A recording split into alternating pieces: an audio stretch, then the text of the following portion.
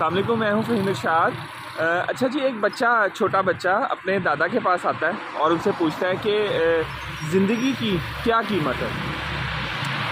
वो जो उसके बुज़ुर्ग दादा अबू होते हैं वो उसे एक कीमती पत्थर देते हैं और उसको मुख्तलिफ़ लोगों के पास भिजवाते हैं कि उनसे जाके पूछो कि इस पत्थर की कीमत क्या है, लेकिन याद रखना इस पत्थर को तुमने बेचना नहीं है। वो बच्चा वैसे ही करता है। पहले वो एक सब्ज़ी फरोश फल वाले के पास जाता है और उसे कहता है कि इस पत्थर की क्या कीमत दोगे। फल वाला वो पत्थर देखता है, उसको कुछ ख़ास समझ नहीं लगती। वो कहता है तुम इसके मुझसे 1 दर्जन कीनू ले लो और ये पत्थर मुझे दे दो। बच्चा वो पत्थर वापस लेता है और आगे चला जाता है। आगे एक सब्ज़ी वाले के पास जाकर वही पत्थर की कीमत उसे मालूम करता है, जिसके जवाब में सब्ज़ी फ़रोश जो है वो उस पत्थर को देखता है और कहता है कि तुम मुझसे एक जो है ना बोरी आलूओं की या सब्ज़ी की, वो तुम मुझसे ले लो और ये पत्थर मुझे दे दो। लेकिन बच्चा माज़रत कर लेता है कि मैं पत्थर आपको नहीं बेच सकता। बाद में वो बच्चा एक सुनियारे के पास जाता है और उसको जाके पत्थर की कीमत का पूछता है। सुनियारा वो पत्थर देखता है और उसे कहता है कि तुम मुझसे इस पत्थर के बदले 2 कीमती सेट ले लो और ये पत्थर मुझे दे दो। बच्चा जब इनकार करता है तो वो सेट 2 से 4 कर देता है और कहता है कि मैं तुम्हें 24 कैरेट सोने के 4 सेट देता हूँ, ये तुम मुझे पत्थर मुझे दे दो। बच्चा कहता है कि मैं ये पत्थर बेच नहीं सकता। फिर वो आगे एक यूनिक जो पत्थरों की शॉप होती है जिसको हम जवाहरी कहते हैं, वहाँ जाता है और उस जवाहरी को जाके बोलता है कि ये इस पत्थर की आप मुझे क्या कीमत देंगे। क्योंकि वो आदमी पत्थरों की कीमतों को जानता होता है, उनसे वाकिफ़ होता है। जब वो पत्थर को देखता है तो वो बहुत एकदम से जो है ना वो बड़ा सरप्राइज़ होता है कि ये इतना कीमती पत्थर इस बच्चे के पास कैसे।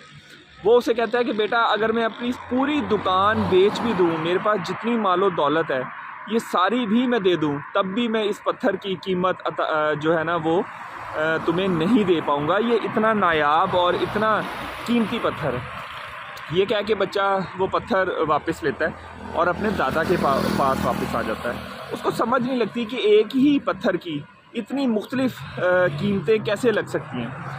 वो अपने दादा से ये बात पूछता है तो उसके दादा उस बच्चे को फिर ये जवाब देते हैं कि बेटा, ये पत्थर की तरह तुम भी अनमोल हो, तुम्हारी कोई कीमत नहीं है, तुम कीमत से बहुत ऊपर के इंसान हो, लेकिन तुम जिससे भी कीमत अपनी लगवाओगे वो अपनी बसारत और अपनी औकात के मुताबिक तुम्हारी कीमत लगाएगा।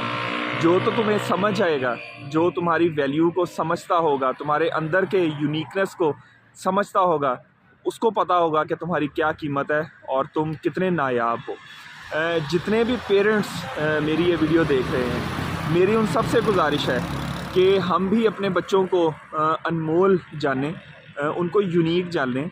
हर बच्चा यूनिक है, हर बच्चा जो है उसकी कोई कीमत नहीं है, वो बहुत कीमत से ऊपर की चीज़ है। इसलिए खुदारा हम अपने बच्चों को दूसरे बच्चों के साथ कंपेयर ना किया करें, ख़ासकर नंबरों के कंपैरिजन्स में हम ना पड़ा करें कि वो मेरे भाई के बेटे के और या बेटी के इतने नंबर आ गए हैं, तुम्हारे नंबर क्यों कम है, वो तो डॉक्टर बन गई है, तुम डॉक्टर क्यों नहीं बन सकते, वो इतना कामयाब है, तुम कामयाब क्यों नहीं हो। नहीं, हम इनका कंपैरिजन नहीं कर सकते। हाँ, हमें चाहिए कि हम अपने बच्चों के अंदर छुपी हुई सलाहियतों को देखें और ये जानने की कोशिश करें कि हमारे बच्चों को क्या काम करने में मज़ा आता है, किस काम में वो माहिर है, किस काम में अगर थोड़ी सी मेहनत की जाए तो वो उसमें बहुत एक्सेल कर सकता है, बहुत ग्रो कर सकता है। तो मेरी आज गुजारिश तमाम पेरेंट्स से बस इतनी कि अपने बच्चों को अनमोल जानें, अपने बच्चों को यूनिक जानें, अपने बच्चों को किसी से कंपेयर ना करें और उनको वो करने दें जिसमें उनका दिल करता है करने को। इसी के साथ मुझे दें इजाज़त। अपना बहुत ख्याल रखिएगा। अल्लाह हाफ़िज़।